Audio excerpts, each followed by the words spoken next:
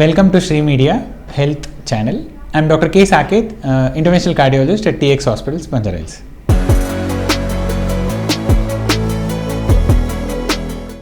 So ఇప్పుడు heart attack వచ్చిన తర్వాత కానీ అన్స్టేబుల్ యాంజైనా వచ్చిన తర్వాత కానీ ఇలాంటి గుండె ప్రాబ్లమ్స్ వచ్చిన తర్వాత మనం యాంజియోగ్రామ్ చేసినప్పుడు బ్లాకేజ్ 70% కంటే తక్కువ ఉంటే మెడిసిన్స్ పెడతాం, 70% కంటే ఎక్కువ ఉంటే మరి స్టంట్ అవసరం పడుతుంది. సో మరి ఒక్క బ్లాకేజ్ ఉందా, 2 బ్లాకేజెస్ ఉన్నాయి, ఇప్పుడు గుండెలో 3 రక్తనాళాలు ఉంటాయి. యూజువల్లీ 3 బ్లాకేజెస్ వరకు మనము 3 సింపుల్ బ్లాకేజెస్ వరకు మనం స్టంట్స్ వేస్తామండి. మల్టిపుల్ బ్లాక్స్ ఉన్నాయి, మరి స్టంట్ వేయడానికి bed is not very correct, అంటే రక్తనాళంలో cholesterol deposition is not very favourable అన్నప్పుడు మనము బైపాస్ సర్జరీకి పంపడం జరుగుతుంది. సో మ్యాక్సిమం 3 to 4 వరకు స్టెంట్స్ వేయచ్చు, but that is very individualized decision. అంటే మరి 3 స్టంట్స్ కరెక్ట్, 4 స్టంట్స్ కరెక్ట్, ఒకటే స్టంట్ వేయాలి కదా, అలాగా కాదండి. It is patient to patient this things can vary. So usually general rule ఏంటంటే 3 స్టంట్స్ కంటే ఎక్కువ అవసరం పడితే we think about whether bypass will give better benefit to the patient than stent అన్నది మనం usually discuss the same with the patient. And bypass surgery అనేది మరి గుండె రక్తనాళాల్లో మల్టిపుల్ బ్లాకేజెస్ ఉన్నప్పుడు స్టెంట్ వేయడానికి రక్తనాళం anatomy is when it is not very favourable, cholesterol deposition చాలా హార్డ్ అయిపోయి కాల్షియం డిపాజిషన్ ఉన్నప్పుడు లెఫ్ట్ మెయిన్ స్టెనోసిస్ అంటాం, అంటే గుండె రక్తనాళంలో ఎడం వైపు రక్తనాళంలో ముఖ్యమైన రక్తనాళం ఈ లెఫ్ట్ మెయిన్ స్టెనోసిస్ అంటాము. సో ఇలాంటి కండిషన్స్లో there are various medical indications where multiple blockages ఉండి డయాబెటీస్ ఉన్నప్పుడు బైపాస్ సర్జరీకి పంపడం జరుగుతుంది.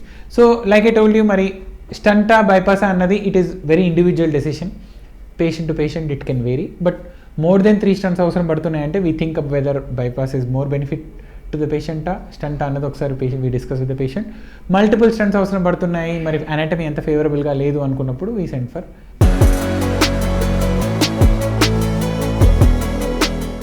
సో ఇప్పుడు cholesterol is one of the major risk factor అండి. కొలెస్ట్రాల్ లెవెల్స్ హయ్యర్ రేంజ్లో, ఇప్పుడు నార్మల్ కొలెస్ట్రాల్ చూసుకున్నట్లయితే టోటల్ కొలెస్ట్రాల్ లెస్ దెన్ 200 ఉండాలి, LDL కొలెస్ట్రాల్ లెస్ దెన్ 120-130 కంటే తక్కువ ఉండేటట్టు చూసుకోవాలి. మీకు if you are healthy person, మీకు ఏం రిస్క్ ఫ్యాక్టర్స్ లేనట్లయితే 120-130 కంటే LDL కొలెస్ట్రాల్ అనేది తక్కువ ఉండాలి. సో అండ్ ట్రైగ్లిజరైడ్స్ అన్నవి, LDL cholesterol is a bad cholesterol, అలాగే ట్రైగ్లిజరైడ్ కూడా is one of the bad cholesterol, triglyceride కూడా 150 కంటే తక్కువ ఉండాలి. సో లాంగ్ స్టాండింగ్ ఈ కొలెస్ట్రాల్ లెవెల్స్ అన్నవి ఎక్కువ డ్యూరేషన్ వరకు ఎక్కువ ఉన్నట్లయితే, హైయర్ రేంజ్లో ఉన్నట్లయితే 250-300 రేంజ్లో చాలా ఏళ్ళ వరకు అలా ఉన్నట్లయితే గుండె రక్తనాళాల్లో కూడా కొవ్వు పేరుకుపోయే రిస్క్ పెరుగుతూ ఉంటుంది, which will ultimately finally end in getting a heart attack. రక్తనాళం లోపల కొవ్వు పేరుకుపోయి రక్త సరఫరాని పూర్తిగా నిలిపివేస్తుంది. సో అలాంటప్పుడు హార్ట్ మజిల్కి సడన్గా బ్లడ్ సప్లై తగ్గిపోయి హార్ట్ అటాక్ రిస్క్ ఉంటుందండి. So cholesterol, yes definitely cholesterol వల్ల హార్ట్ అటాక్ వస్తుంది. అండ్ కొలెస్ట్రాల్ని మనం ముందుగా గుర్తించి దానికి తగ్గ లైఫ్ స్టైల్ చేంజెస్ తీసుకొని, ఆయిల్ ఇంటేక్ తగ్గించుకొని, జంక్ ఫుడ్స్ అవాయిడ్ చేసి, కొంచెం regular healthy life style follow చేయగలిగితే, రెడ్ మీట్ అవాయిడ్ చేసి, అన్హెల్దీ ఫ్యాట్స్ అవాయిడ్ చేసి, కొలెస్ట్రాల్ని కంట్రోల్లో పెట్టుకొని, అలా కూడా కొలెస్ట్రాల్ కంట్రోల్లో లేనప్పుడు మరి కొలెస్ట్రాల్ మెడిసిన్స్ వీలైతే వేసుకొని కొలెస్ట్రాల్ని కంట్రోల్లో పెట్టుకోగలిగితే ఫ్యూచర్లో హార్ట్ అటాక్ యొక్క రిస్క్ని మనం తగ్గించవచ్చు.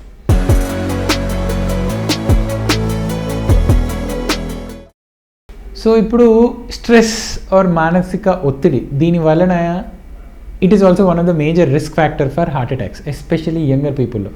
సో ఈ స్ట్రెస్లో ఏంటంటే బాడీలో బ్యాడ్ హార్మోన్స్ రిలీజ్ అవుతాయి, which are nothing but cortisol అని, అడ్రినలిన్, నార్ అడ్రినలిన్ అని చెడు హార్మోన్స్ రిలీజ్ అవుతాయి. ఈ హార్మోన్స్ వలన మనకి బీపీ ఫ్లక్చుయేషన్స్ వస్తాయి, హార్ట్ రేట్ ఫ్లక్చుయేషన్స్ వస్తాయి, ఆర్ సడన్గా షుగర్ ఫ్లక్చుయేషన్స్ కూడా రావచ్చు. సో ఇలా ఫ్లక్చుయేషన్స్ ఉన్నప్పుడు ఆల్రెడీ హార్ట్ అటాక్ రావడానికి ఇంకా వేరే రిస్క్ ఫ్యాక్టర్స్ ఉన్నట్లయితే ఈ స్ట్రెస్ కూడా అడిషనల్లీ ఇదవుతుంది.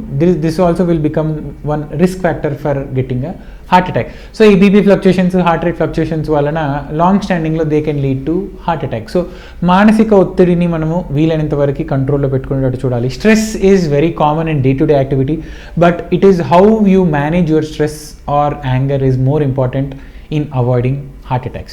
So simple techniques like breathing exercises, yoga, pranayam, or going for a walk, brisk walking at least 150 minutes which hardly accounts to 20 to 30 minutes per day of walking, simple walking, engage in social activities like which can reduce stress, get some hobby.